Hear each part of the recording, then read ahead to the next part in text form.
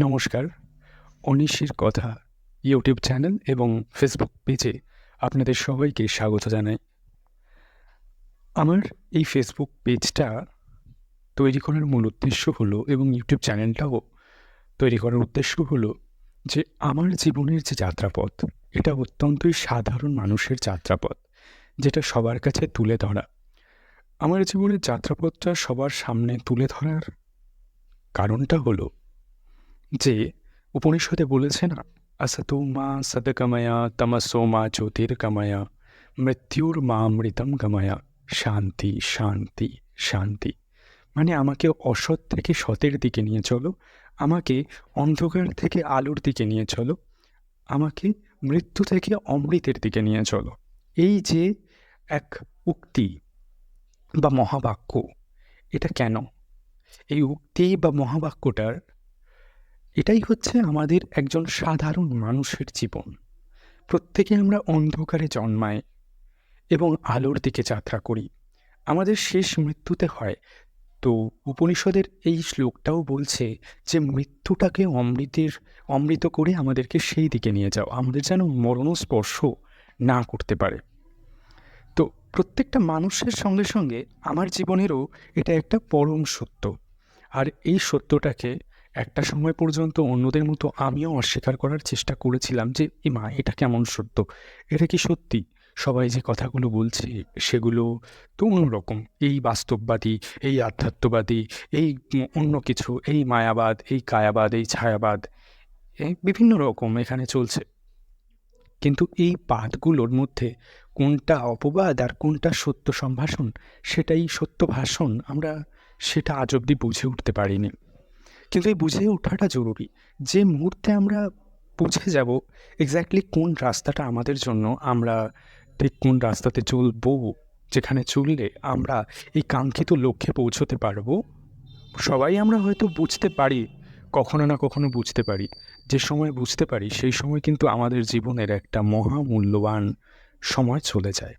তখন দেখি ওই খ্যাপা খুঁজে খুঁজে ফেরে পরশ পাথর। রবীন্দ্রনাথ লিখেছিলেন যে সমস্ত জীবন ধরে সেই খ্যাপা পরশ পাথর খুঁজে বেরিয়েছে, কিন্তু যখন দেখছে যে তার ওই সোনার লোহার শিকলটা সোনায় পরিণত হয়েছে, সেই সময় সে কোথায় পরশ পাথর সে খুঁজে পাচ্ছে না। এবং আবার সারা জীবন হয়তো লেগে যাবে তার পরশ পাথরটা খুঁজতে, কিন্তু সামনে দিন শেষ, রাত নামছে, এরকম একটা সিচুয়েশান। তেমনি আমাদের প্রত্যেকের জীবনের যে দ্বীপ সেটা একদিন নিভে যায়, আর সেই জীবনের দ্বীপ নিভে গেলে আমরা আর আমাদের সেই কাঙ্ক্ষিত লক্ষ্যকে কখনো পাই না। আমার জীবনের বিভিন্ন ঘটনা, বিভিন্ন উপলব্ধি, বিভিন্ন অনুভূতি এবং প্রয়োগ, যেগুলো আমি আমার ব্যক্তিগত জীবনে প্রয়োগ করে থাকি এবং ভবিষ্যতেও করব বলে আমি নিজের সঙ্গে একটা সংকল্প নিয়েছি। এবং এর ফলে বিভিন্ন ধরনের পরিবর্তন হয় আমাদের মধ্যে, আমার মস্তিষ্কে, আমার বিচারধারায়, আমার চিন্তা চেতনায়, আমার শরীরে, আমার মনে যা কিছু হয়, এই প্রত্যেকটা এমনটা নয় যে শুধু আমার মধ্যেই হবে, এগুলো সবার মধ্যে হবে। এই পৃথিবীতে আমরা সবাই এক। বলা হয় আহং ব্রহ্মাস্মি, অর্থাৎ আমি সেই ব্রহ্ম। আর যখন আমি সেই ব্রহ্ম, এখানে একই জায়গাতে এটাও বলা আছে তাত্ত্বমসি, তুমিও সে কে? ব্রহ্ম। তারপর বলছে কি, একম ব্রহ্মাম দ্বৈত নাস্তি, এক ব্রহ্ম ছাড়া এই অনন্ত ব্রহ্মাণ্ডে আর কিচ্ছু নেই। যখন এই অনন্ত ব্রহ্মাণ্ডে কিচ্ছু নেই, তখন আর সেই ব্রহ্ম আমি, সেই ব্রহ্ম তুমি, তাহলে আমরা সবাই এক। একম সৎ বিপ্রা বহুধা বদন্তি, এক সত্যকে আমরা বিভিন্ন মানুষেরা বিভিন্ন রূপে প্রকাশ করছি। আমরা মনে করছি আলাদা, কিন্তু আসলে আলাদা নয়। এই যে সমাজে যে সামাজিক ভেদাভেদ এই সমস্ত কিছু চলছে, এগুলো সম্পর্কেও আমার এই চ্যানেলে আমি তুলে ধরব, যেখানে আপনারা এই সমস্ত যে সামাজিক ভেদাভেদগুলো রয়েছে এগুলোর সঙ্গে লড়াই করতে পারবেন। এগুলোর সঙ্গে আপনারা নিজেদের একটা চেতনার মেলবন্ধন ঘটিয়ে একটা অন্য স্তরের, অন্য মানসিকতা, অন্য মানবিকতা এবং এক আধ্যাত্মিক জীবনের অধিকারী হবেন। আর এটাও নয় যে আমার যে পথ, এই পথে সবাইকে চলতে হবে, এমনটাও নয়। আমি এই পথে চলছি, চলার চেষ্টা করছি, এবং যারা যারা চলতে চান তারা সবাই আমার সঙ্গী, সাথী, বন্ধু। তো যারা চলতে চান তারা চলতে পারেন। আমি রেগুলার এরকম আনবো কিছু প্র্যাকটিস। এমনটা নয় যে আমি মহান কোনো কথা বলে চলে গেলাম। আপনারা ভাবছেন যে আমরা জীবনে এটাকে প্রয়োগ কীভাবে করব? আদৌ কি প্রয়োগ করা সম্ভব? এটা কি শুধু তত্ত্বকথা? বন্ধুরা, আমি শুধু তত্ত্বকথা কখনোই এই পেজে বলবো না। এই পেজে যে কথাগুলো বলবো সেগুলো আপনারা প্রত্যেকটা আপনাদের জীবনে প্রয়োগ করতে পারবেন। আমাদের জীবনটায় আমাদের সবথেকে বড় সুবিধা আর সবথেকে বড় অসুবিধা একই। আমাদের বন্ধু এবং আমাদের শত্রু একই। আমাদের শরীর এবং মন আমাদের বন্ধু, একইভাবে আমাদের এই শরীর আর মন শত্রু।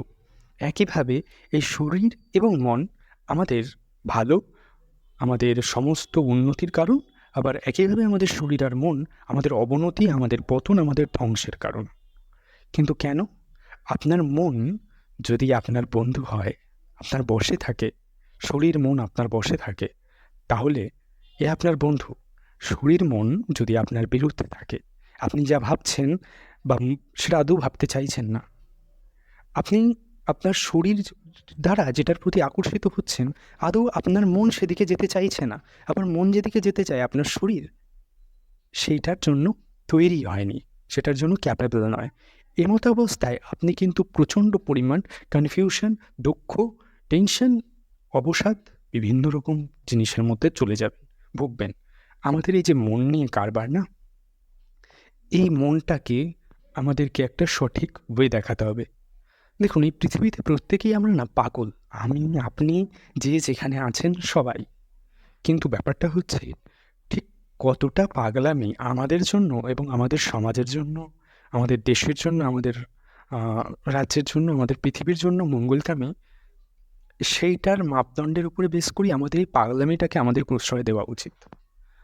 এই যে পাগলামিটা, এরকম নয় যে কেউ কারো খারাপ লাগছে বলে না। কারো খারাপ লাগা আর কারো খারাপ হওয়া, এই দুটো কিন্তু সম্পূর্ণ ডিফারেন্ট জিনিস। তো আপনার পাগলামি অন্যের খারাপ লাগতে পারে, তাতে কিছু যায় আসে না। কিন্তু আপনার পাগলামিতে যেন অন্যের ক্ষতি না হয়, অন্যের খারাপ না হয়। খারাপ লাগুক, বাট খারাপ না হোক।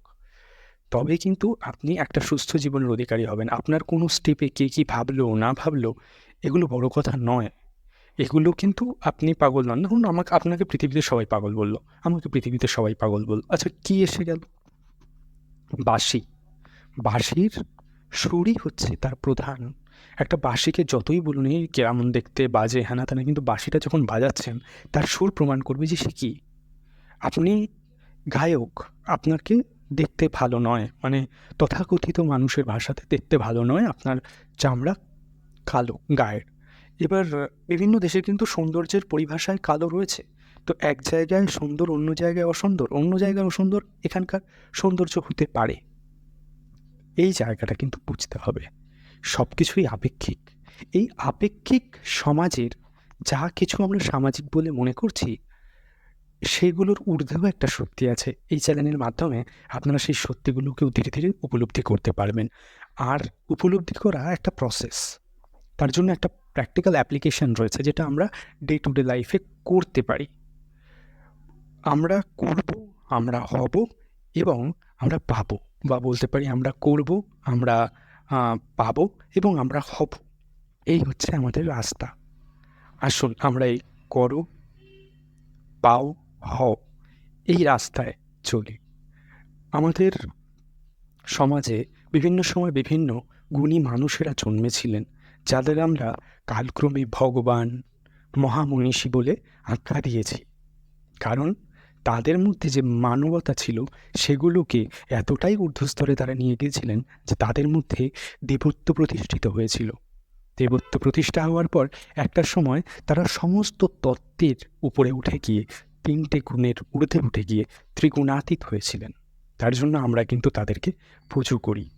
আমাদের মধ্যে সমস্ত সুগুণ আনতে হবে, তারপরে সেই সমস্ত গুণের উপরে বা ঊর্ধ্বে আমাদেরকে উঠতে হবে। বিয়ন্ড এভরিথিং আমাদের যেতে হবে। সেটা করতে পারলেই কিন্তু আমাদের জীবনের অ্যাকচুয়াল যে লক্ষ্য, সেটা আমরা অ্যাচিভ করতে পারবো। অর্থাৎ আমার অন্তর্নিহিত সম্ভাবনাগুলোর পরিপূর্ণ বিকাশ সাধন, যা এই শরীরের, মনের এবং আমার চেতনার মাধ্যমে হতে পারে। তো আসুন, আজকে ভিডিও এই পর্যন্তই। ফিরে আসবো পরবর্তী ভিডিওতে কোনো ভালো এবং এক্সাইটিং টপিক নিয়ে, যেটা আপনাদের জীবনকে আরও কিছুটা ভ্যালু অ্যাড করবে।